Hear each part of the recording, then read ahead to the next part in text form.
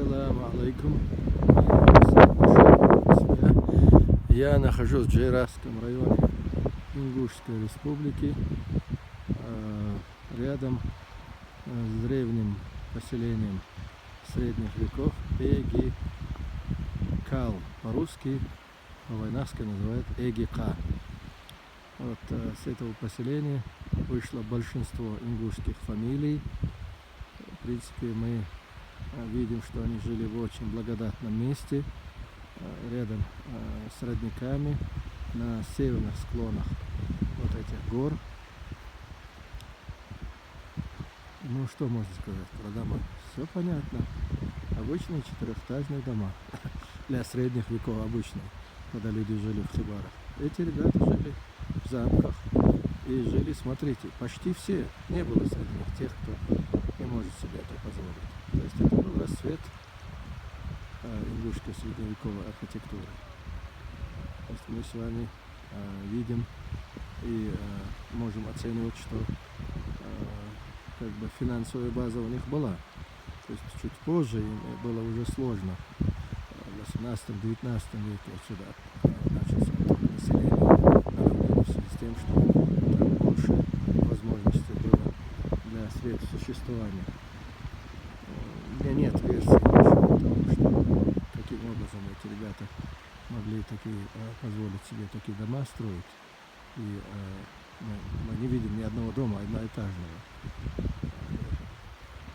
Все дома четырехэтажные. На первом этаже обычно зимой держали скот, на втором этаже это гостиная, на третьем этаже разделенная на две части, мужская, женская половина, и на четвертом этаже гостевые комнаты. Вот узкие башни, которые виднеются рядом с домами, это такие полубоевые жилые башни, которые выполняли функции защиты. В случае нападений и каких-то военных тревог люди перебирались в эти башни, они где-то до 3-4 метров были целые, чтобы враг не мог выбить угловой камень и повалить эту башню. То есть до изобретения пороха это были отличные фортификационные сооружения. Но видите, вокруг нет крепостных стен. Это значит, что нет людей, которые накопили средства и эксплуатируют своих соседей. То есть они доступ к средствам существования одинаковый. Это значит, крепостная стена, это понятно, значит, кто-то обложил всех данью и обирает людей, и от тех же обкрадывает, он защищается стеной.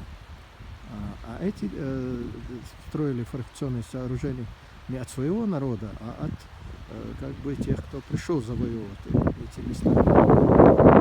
Чувствуете разницу, да? Между средневековыми крепостями, это Великобритания, Франция, когда герцог или пэр, или не знаю, там, князь обкладывал данью собственные народы и жил как рантье за счет того, что типа он обеспечивает им безопасность. Но в основном он обеспечил себе безопасность от эксплуатируемого народа.